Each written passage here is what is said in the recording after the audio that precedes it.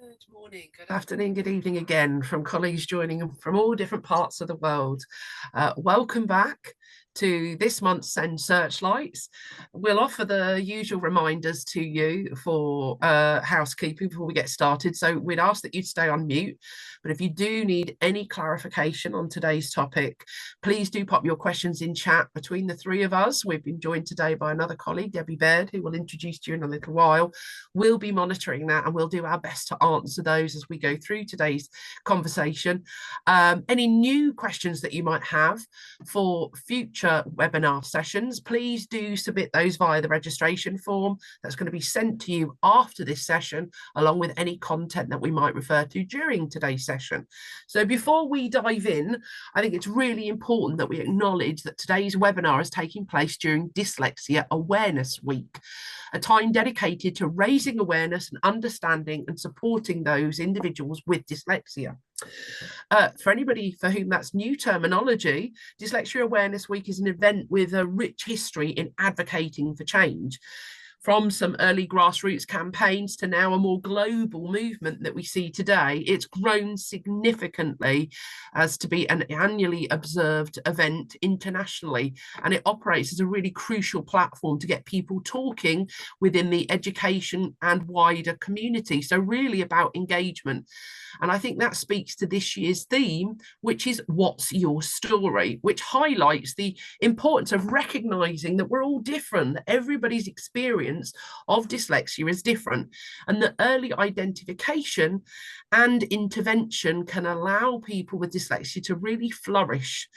So we're just contributing a small aspect to all of the wonderful work that will be happening this week globally by just sharing a few insights from a recent trip that we took to the International British Dyslexia Association, or BDA, as they're more typically known, conference that was held just before the summer break for us and for those who enjoyed a summer break. And this conference invited experts from across the world to share their cutting edge research in the field of dyslexia, and even slightly wider in some aspects, helping to broaden the conversation so that we can impact practice, inform policy, and most importantly, better support those experiencing dyslexia.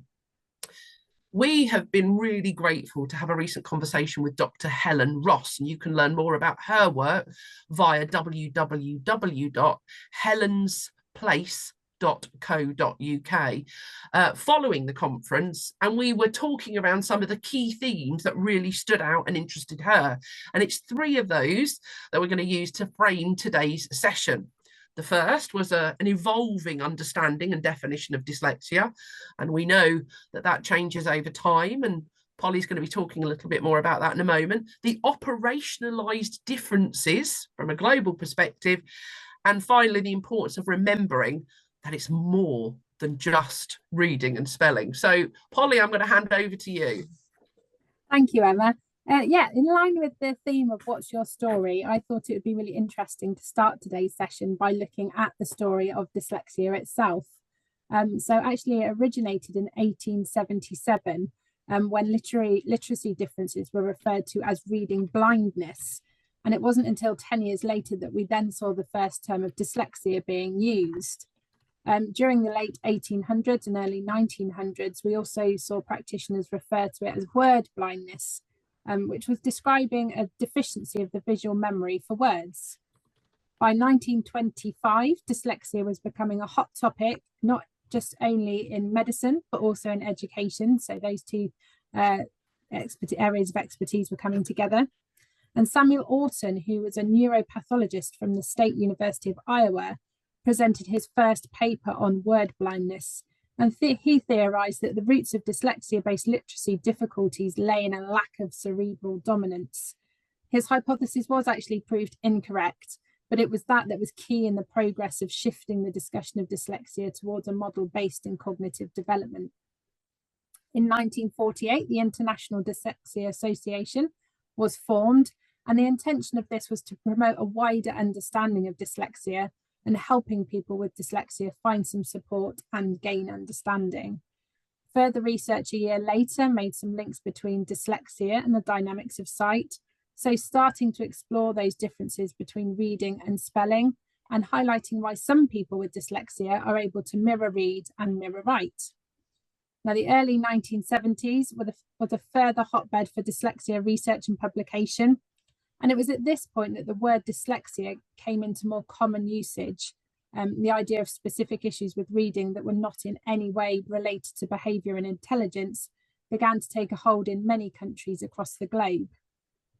Whizzing right forwards to the 2000s, and 2002 saw the first National Dyslexia Awareness Month celebrated in the UK. And that quickly caught on and became a catch-up event for several other dyslexia days, dyslexia weeks, that were happening all over the world. And at that time, that was especially prominent in the USA and Germany. In 2008, we saw the release of the Rose Review, which explored what could be done for children and young people with literacy differences. And it was a much used definition of dyslexia for many years. However, bringing us right up to date, in the UK, we have recently seen the launch of the Delphi Dyslexia Study. The aim of this was to further reduce confusion and misinformation about how dyslexia should be defined. A couple of points that I found really interesting from this sort of updated definition was the notion that dyslexia can affect the acquisition of other skills, such as mathematics, reading comprehension, or learning another language. And also the nature and development trajectory of dyslexia could depend on multiple genetic and environmental influences. There's lots of other set of definitions within that dyslexia study, that Delphi Dyslexia Study. And if you are interested in what the study suggests, then please do go and have a look for yourselves. However, it is important to note that at the moment, the Delphi Dyslexia Study papers are still being reviewed as part of that academic research process. So it is possible that changes may be made. So really exciting development in the UK, but obviously that just is UK based. So what about the rest of the world?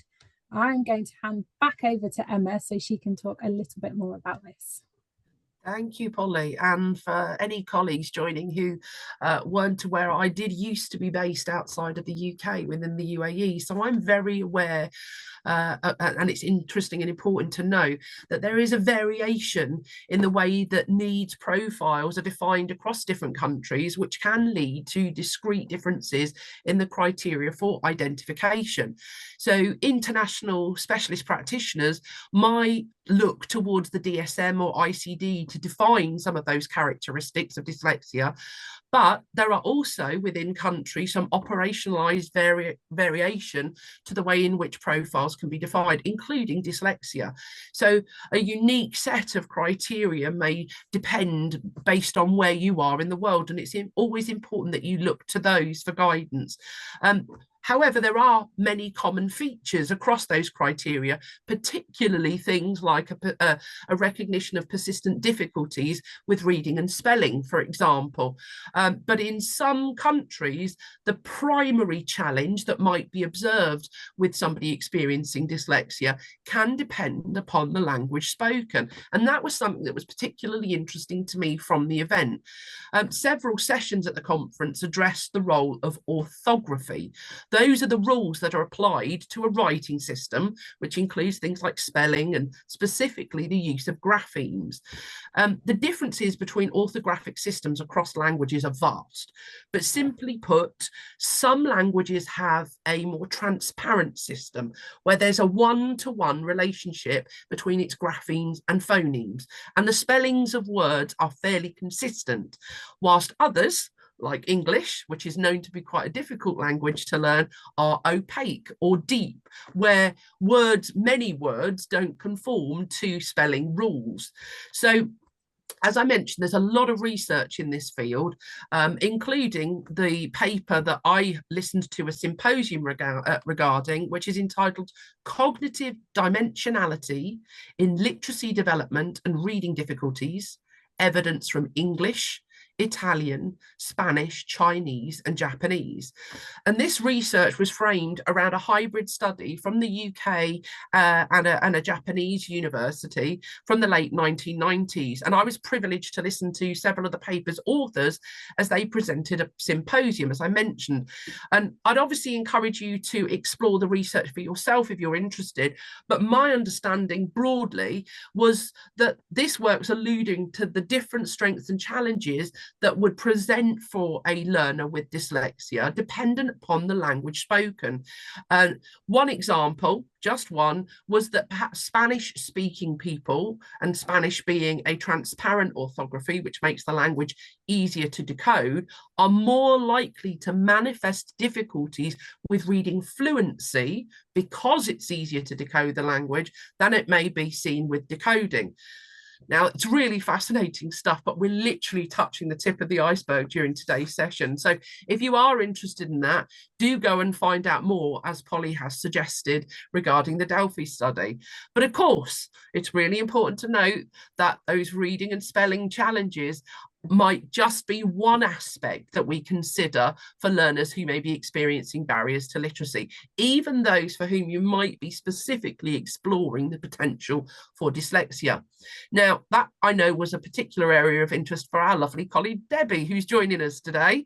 She's part of our wider training team, and she, like Polly and I, have wider lived experience in terms of working and supporting learners who might be experiencing barriers before joining Renaissance. So let me hand you over to Debbie, and she can tell you a little bit more about that. Debbie. Thank you, Emma. Good morning. As Emma said, it was a particular interest of mine learning about comorbidities alongside dyslexia. Many students with dyslexia are challenged by other coexisting or comorbid difficulties, not necessarily relating to reading or literacy skills. Some examples of these are dyscalculia, dysgraphia, speech and language disorders, anxiety, and even autism and ADHD. I was particularly interested in a study carried out by Bosch, Pearson, and Picardi that I learned about at the BDA conference that Emma mentioned earlier. The study was called Dyslexia and Comorbid Dyscalculia, the Rate of Comorbidity and Underlying Cognitive and Learning Profiles. Background information to this study: isolated mathematical difficulties or dyscalculia and reading difficulties, dyslexia, was 7 to 10%. This rose to 11 to 70% for comorbid or co-occurring maths difficulties with reading difficulties. The study took place in Argentina, and 215 children participated in the study. They were aged between 6 and 10, and 54% of these pupils were girls, and the study tested both academic and cognitive factors. Children who are diagnosed with a specific learning disorder have 4 to 5 times higher chances of a condition of comorbidity or developing, in particular, high prevalence of comorbid dyscalculia, maths difficulties. In children with dyslexia has been documented. And this underlies the overlap remains unclear since most research has focused on studying them in isolation. However, evidence-based interventions for further compensation of specific learning difficulties shows that there is a need for more studies on this matter, and this was the purpose of the study by Bosch, Pearson, and Picardi. Some of the results and conclusions: the study found that children with reading difficulties developed reading difficulties and maths difficulties at a frequency of 33.5%. The two groups, learning and cognitive factor scores, were significantly different, with the comorbid group worst affected in all domains.